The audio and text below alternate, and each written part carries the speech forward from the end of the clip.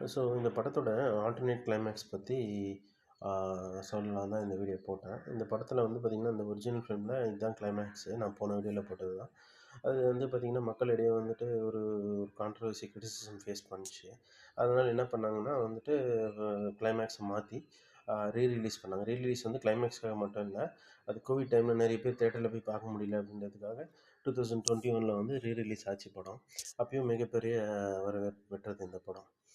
So இது வந்து பார்த்திங்கன்னா, இந்த ரொமான்டிக் ஜென்ரல் விரும்புகிறவங்களுக்கு இந்த படம் வந்து கண்டிப்பாகவே ரொம்ப பிடிக்கும்.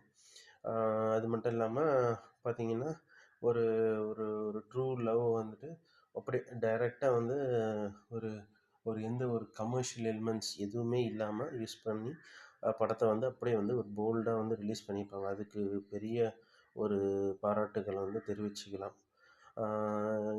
இன்னொன்று என்னென்னு பார்த்தீங்கன்னா, இந்த படம் வந்துட்டு ஸ்ட்ரெயிட்டாக வந்துட்டு எந்த ஒரு இதுலேயே இல்லாமல் எந்த ஒரு குழப்பம் கிழப்பம் எதுவுமே இல்லாமல் என்ன சொல்ல வந்தாங்களோ ஸ்ட்ரெயிட்டாக வந்து சொல்லிகிட்ருக்காங்க. 3 பேர் வச்சு படம் அது நோக்கி போகிறது அதான் எந்த குழப்பமும் இல்லாமல் அப்படியே வந்து சொல்லியிருக்காங்க. ஸோ அதனால் ஈஸியாக வந்து புரியும். யாருக்கும் வந்துட்டு குழப்பி குழப்பி சொல்லாமல், இல்லை இந்த பக்கம் அந்த பக்கம் கன்ஃப்யூஸ் நான் லீனியர் டைரெக்ஷனு அந்த மாதிரிலாம் கன்ஃப்யூஸ் பண்ணாமல் இது வந்து நல்லாவே பண்ணியிருக்காங்க.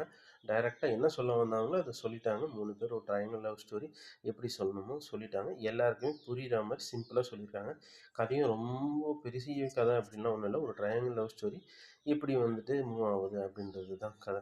ஸோ அதனால் இது வந்து பார்த்திங்கன்னா, இந்த படம் வந்து ரொம்ப ரீச் ஆகுறது ரொம்ப எளிய மக்களுக்கு கூட ரீச் ஆகிடும். ரொம்பலாம் யோசித்து இது பண்ண தேவையில்ல. பார்க்கணுன்னு அதாவது குழம்பி குழம்பி சில சில படம்லாம் அப்படி எடுத்திருப்பாங்க புரியாத மாதிரி. இது அப்படி இல்லை. ரொம்ப புரிதல் வந்து ரொம்பவே சிறப்பாக இருக்கும். ரொம்ப எளிமையாக இருக்குது. ஸோ இந்த படத்தை பாருங்கள். பார்த்துட்டு நீங்கள் hope you will enjoy the movie. ஏதாவது ஃபீட்பேக் இருந்தால் சொல்லுங்கள். தேங்க்ஸ்.